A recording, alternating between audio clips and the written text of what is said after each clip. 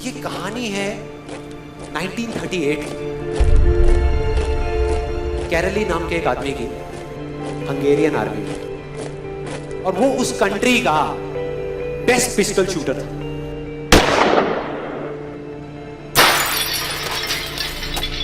जितनी भी national championships हुई थी उस कंट्री में, उसको वो जीत चुका था। और सबको ऑलमोस्ट कंफर्म था कि 1940s में जो ओलंपिक्स होने वाले हैं उसमें गोल्ड मेडल केरली को ही मिलेगा।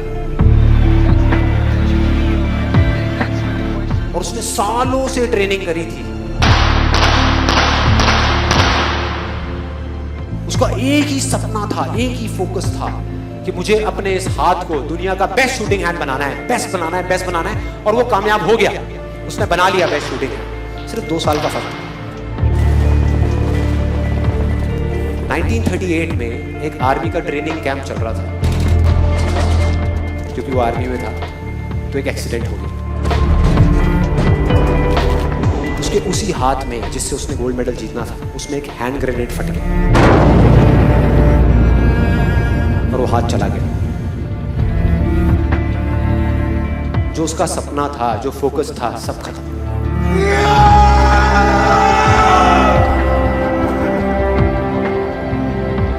उसके पास 2 रास्ते थे। एक तो ये कि वो बाकी की पूरी जिंदगी रोता रहे और कहीं जा करके छुप जाए,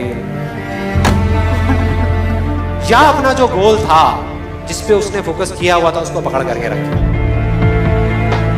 तो उसने फोकस किया उस पे नहीं जो चला गया था, जो उसके पास नहीं था। उसने फोकस किया उस पे जो उसके पास था।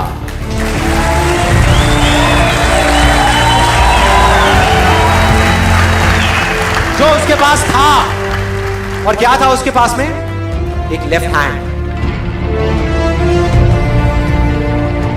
एक ऐसा हाथ जिससे वो लिख तक नहीं सकता था।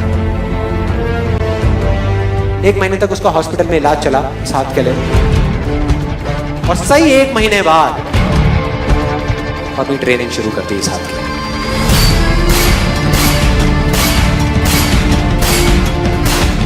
ट्रेनिंग के 1 साल बाद, मतलब कि 1939 में वो वापस आया।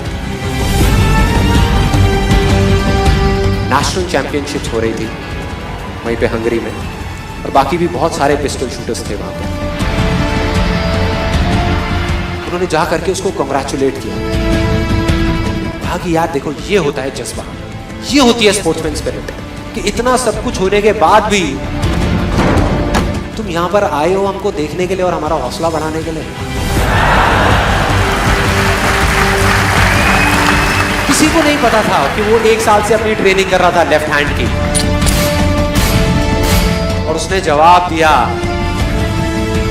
मैं यहां पर तुम्हारा हौसला बढ़ाने नहीं आया, तुम्हारे साथ कॉम्पीट करने आया हूं, तुमसे लड़ने आया हूं, तैयार हो जाओ। और कंपटीशन हुआ।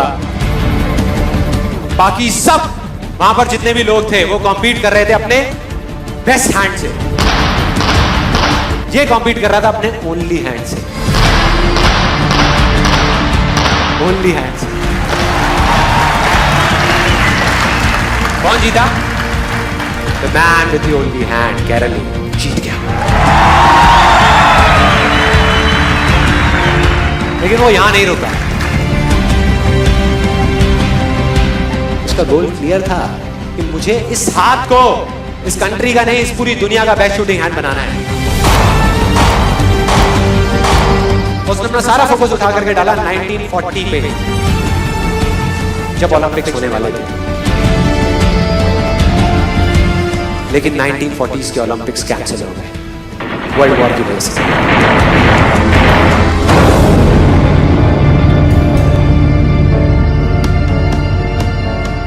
उसने अपना सारा फोकस उठा करके कहां डाल दिया?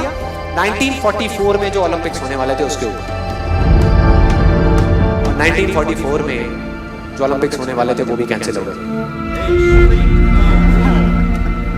वर्ल्ड वॉर की वजह से। फिर से कैंसिल।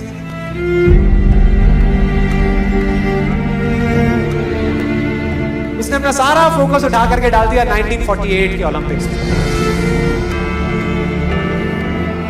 1938 में उसकी एज थी 28 साल। 1948 में उसकी एज हो चुकी थी 38 इयर्स। और जो यंगर जो प्लेयर्स आते हैं निकल करके, उनसे कॉम्पीट करना मुश्किल होता चला जाता है। लेकिन मुश्किल नाम का ये वर्ड था ही नहीं उसकी डिक्शनरी में। वो गया, पूरे वर्ल्ड के बेस्ट शूटर्स आए हुए थे जो अपने बेस्ट हैंड से कॉम्पीट कर रहे थे, और ये अपने ओनली हैंड से कॉम्पीट कर रहा था। और कौन जीता? The man with the only hand.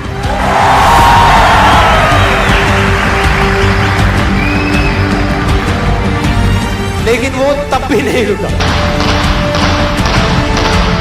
1952 Olympics, दोबारा कॉम्पीट किया उसने, और इस बार गोल्ड मेडल कौन जीता? गैरल ली। 4 साल बाद दोबारा से, और पूरी की पूरी हिस्ट्री को बदल करके रख दिया ओलंपिक्स। इस पर्टिकुलर कंपटीशन में उससे पहले किसी भी एथलीट ने लगातार 2 गोल्ड मेडल्स नहीं जीते।